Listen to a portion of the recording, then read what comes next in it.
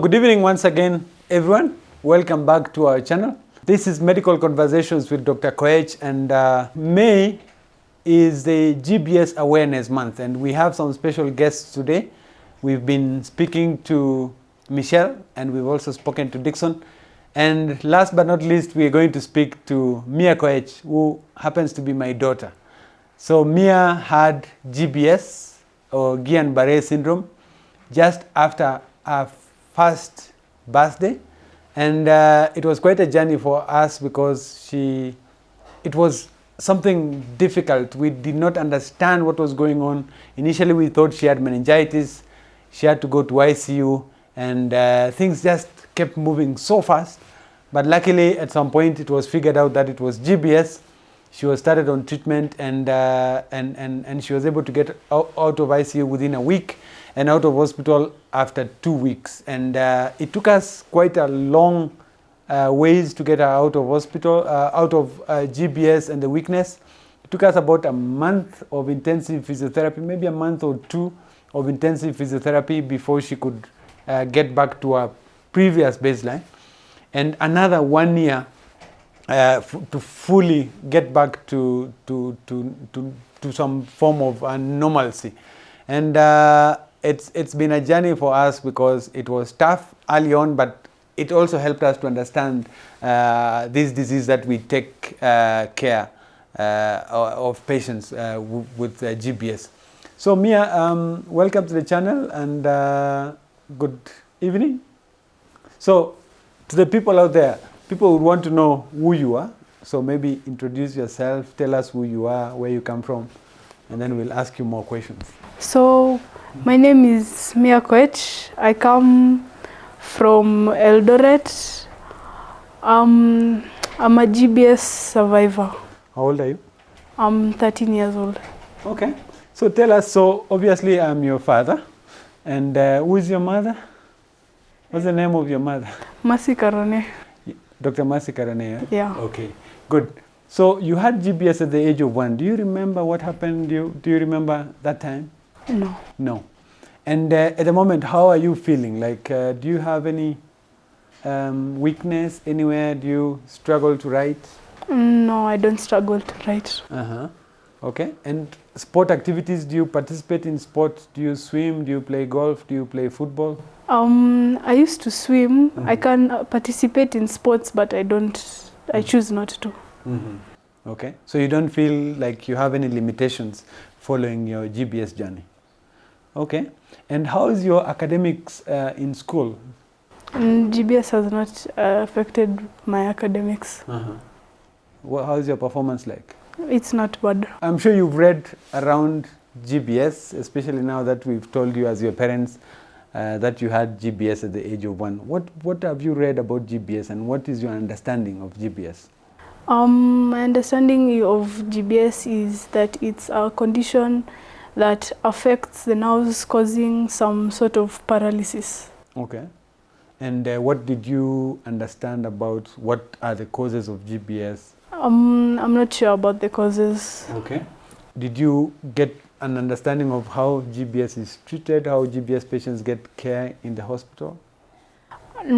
So far, I'm only sure of physiotherapy. Okay. You also received IVIG, but luckily, because you are a small baby, the amount of IVIG you needed, I think you needed 2 vials, unlike Michelle and Dixon, who needed about 30 vials. So because of that, the cost was not significant. But we still ended up leaving hospital with a bill of 600,000. And luckily, the insurance company paid everything. So for us, it was, I think we are blessed, and we were lucky that, that we had a lot of support. But it was still a very, very difficult journey. I remember how the story came is you had a sort of a homa for like a week or 2 before, and then as the homa was subsiding, you started being irritable. She was just very irritable. You would touch her and she would cry, and then she started having this stiffness at night, so she would really get very stiff.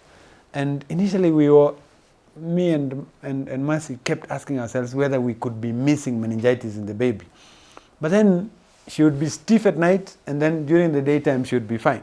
But then as the evening rolled in, she would again get stiff. And we took you to Dr. Ogaro. He's now a retired pediatrician. And initially, he didn't think it was something serious that needed much. He reassured me, and we went back home. But the following day, you got worse and you became stiff in the afternoon, and I took you to the hospital. That time we took you to Medihill, and Dr. Ogaro looked at you, and I think Dr. Ogaro got a little scared looking at you, because now it was obvious that there was something seriously wrong. It could be meningitis, it could be something else. Actually, at that point, we really thought it was meningitis, but it was very weird. It was not, meningitis, people get worse and worse and worse, but you would get worse in the evenings, you would get better during the daytime, then you would get worse during the evening, then you would get better during the daytime. But that day you were just worse from the afternoon. And we admitted you, they did the spinal tap, they put a needle in your spine at the back, and they drew fluid. And it took a day or two, and the results came, they were not really consistent with meningitis. But then, while you were in the ward, you couldn't breathe, so you had to be rushed to ICU, you were put on oxygen. And then we noticed your blood pressure was jumping up and down, your heart rate was jumping up and down, you were sweating. And people didn't really understand. And one of the doctors, Dr. Myra Koech, came and did an echo. And they realized your heart was also struggling. So she said, maybe this is some virus attacking the heart. And the treatment for that virus involved giving you steroids and giving you this IVIG. And you actually received that IVIG within a short period of time. And I think, to me, that is what did the trick, because IVIG and steroids is part of the treatment for GBS, but also we use it for these viruses. And from that day on, I think things started subsiding, things started cooling down, you got better, and you were able to get to ICU.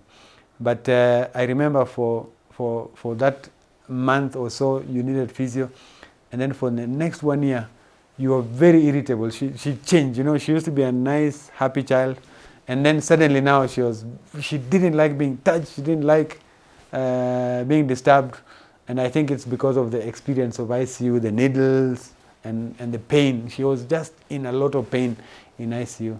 So it's been a journey.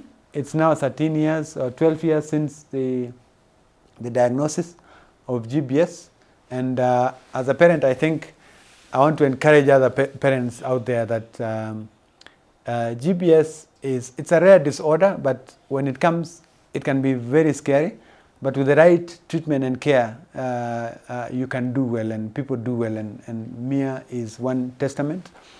We've also taken care of patients, me and my wife, especially in our practice in Oak Tree, where we give IVIG or we give plasma exchange for patients with GBS. And we've seen dramatic improvements in the lives of people. And for us, we wanted to share this testimony and to let other people know that GBS is not the end of the world. So, Mia, what would you like to tell people out there who might have family members with GBS, or people like Dixon also who have been through GBS, and other people? I'm sure right now there's someone who has just been diagnosed with GBS somewhere in the country or somewhere around the world. What would you tell them? First of all, to never lose hope. GBS is still treatable. It's not something that will always stay. The paralysis is also always temporary. So just to never lose hope. And what do you think would be your advice to the government, to the policymakers, the parliament, the leadership of the Ministry of Health, the leadership of our hospitals here?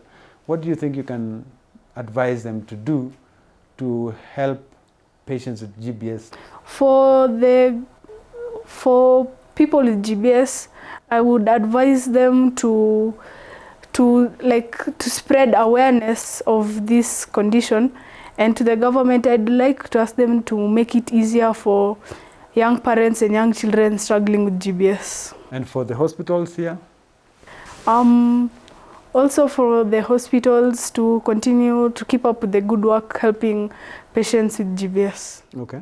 So for you, you were taken care of very excellently by St. Luke's. That time St. Luke's Hospital had just opened up, and they were just in their early stage. What would you like to tell the administration of St. Luke's, Dr. Lele and the team at St. Luke's, who really did a good job taking care of you? I'd just like to thank them for bringing me this far, because I haven't had any problems at all with any more significant problems from GBS. So you say what to Professor Lele? Thank you. So what message would you like to say to your mother, to your father, to your brothers? First of all, thank you to my mother and my father. I don't really have a lot to say to my brothers because they weren't there. Okay. Yeah. Thank you. Thank you.